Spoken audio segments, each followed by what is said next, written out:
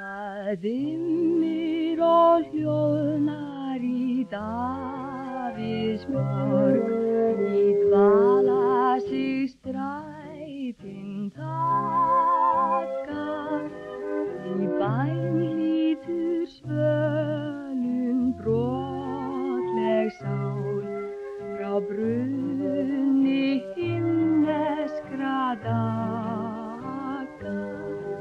Öll jörðin sveipuð jólasnjó og jatan svaka. Í ýmsum bókum fjallað meira eða minna jólastandið í Reykjavík. Það eru til dæmis áhyggjudúkkur Steinars Braga sem beinlínis kortleggja hreyfingar fólks hérna við Laugaveginn. Svo það Gauragangur eftir Óla Hauk Símonarson, Vetrarsól eftir Auði Jónsdóttur og Vetrarferðin eftir Óla Gunnarsson sem reyndar gerist í stríðinu. Og jarmaður birtist húsið allt, ber höfga reykelsis angan.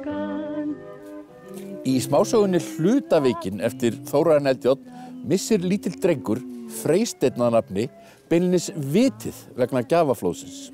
Á endanum stóðu pabbi hans og mamma yfir honum og helltu yfir hann jólagjöfunum.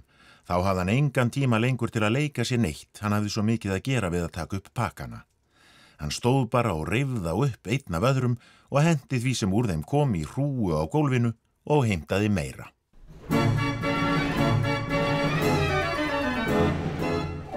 Röddin eftir Arnald Indriðason gerist líka síðustu dagana fyrir jól. Það kemur reyndar fram í bókinni að jólin skipti Erlend engu máli. Hann ætlar bara að sjóða sér hangikjöt. En í upphafi bókarinnar finnst maður í jólasveinabúningi myrtur á stóru hóteli í Reykjavík. Hann var klæddur í fagurrauðan jólasveinabúning og var enn með jólasveinahúfuna á höfðinu, en hún hafði sigið niður á andlitið. Hvítt og mikið jólasveinaskeggið huldi andlit hans. Hann hafði losað stórt belti magan og hneppt jakkanum frá sér. Innanundir var hann aðeins í hvítum hlýraból. Í hjartastað var banvænt stungusár. Fá íslensk skáldverk takast þó jafn skemmtilega á við jólin og Delirium Búbónis eftir Jónas og Jón Múla Árnasyni.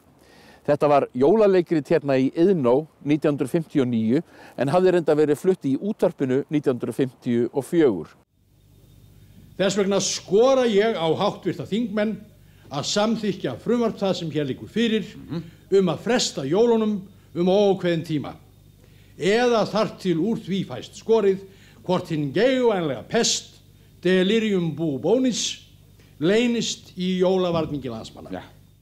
Jólavarningurinn of seinna berast til landsins og því ætla forstjórar og ráðherrar að láta fresta jólunum til að bjarga verslunargróðanum. Stórkaupmaðurinn Ægir og Ægis og ráðherrann vinur hans syngja þetta lag fátæklingana sem þeir fyrirlíta. Úti alltaf að snjóa, því komið að jólunum og kólna í bólunum. En sussum og róa, ekki gráta elskan mín, þó þig vanti vítamín. Ávexti eigum við nóa, handa litlu krökkunum sem kúra sig í brökkunum. Þú færð í magan þinn mjóa, melónur og vínber fín.